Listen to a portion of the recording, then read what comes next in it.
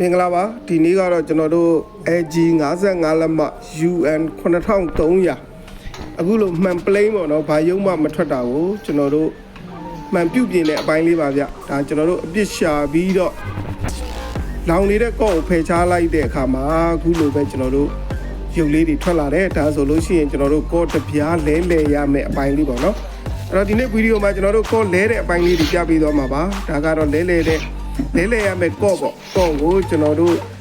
ကော့ကတ်ရှင်းအပူပေးခြင်းတွေဒါပြုလုပ်နေတဲ့အပိုင်းလေးပါဗျကော့ကိုကျွန်တော်တို့အပူပေးပြီးပြီကော့ကတ်ပြီးပြီဆိုလို့ရှိရင်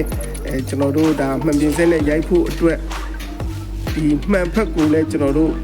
တန်ရှင်းလုပ်ရပါသေးတယ်ဗျမှန်ဖက်ကိုတန်ရှင်းလုပ်မယ်မှန်သားဖက်ကိုလုပ်မယ်ကျွန်တော်တို့တန်းဖက်ကိုလုပ်မယ်လုပ်ပြီးလို့ရှိရင်ခုနှစ်လောက်ကအပူပေးထားတဲ့ကော်ကိုကျွန်တော်တို့ဒီလိုမှန်ပြင်စက်နဲ့မှန်ဖိစက်နဲ့ကျွန်တော်တို့ပြုပြင်ရတဲ့အပိုင်းလေးပါဗျမှန်ပြင်စက်ကိုလိုအပ်တဲ့အပူချိန်လေးတွေကျွန်တော်တို့ချိန်ညှိပြီးတဲ့အခါမှာခုနှစ်လောက်ကကော့ကိုကျွန်တော်တို့မှန်ဖက်ကောတန်းဖက်ကိုကောကျွန်တော်တို့နှစ်ဖက်ရိုက်လိုက်ရတဲ့အနေအထားပေါ့နော်ဒါကတော့ကျွန်တော်တို့မှန်ပြင်စက်နဲ့ရိုက်ပြုနေတဲ့အနေအထားလေးပါဗျလိုအပ်တဲ့အပူချိန်ပြည့်ရင်သူ့ဟာသူအော်တိုရက်သွားတဲ့အခါဆိုလို့ရှိရင်ကျွန်တော်တို့ဒါမှန်ကိုကျွန်တော်တို့ TV မှာတက်ဆင်ပြီးတော့စမ်းသပ်တဲ့အနေအထားလေးပါဗျ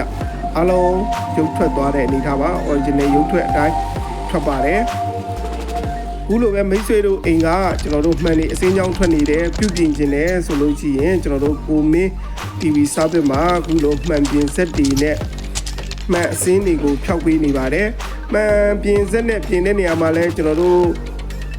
TV တွေမှာမှန်အစင်းကိုပြုပြင်လို့ရတာရှိတယ်လို့မရတာလည်းရှိပါတယ်ခင်ဗျအဲ့တော့မိတ်ဆွေတို့အိမ်က TV ကအ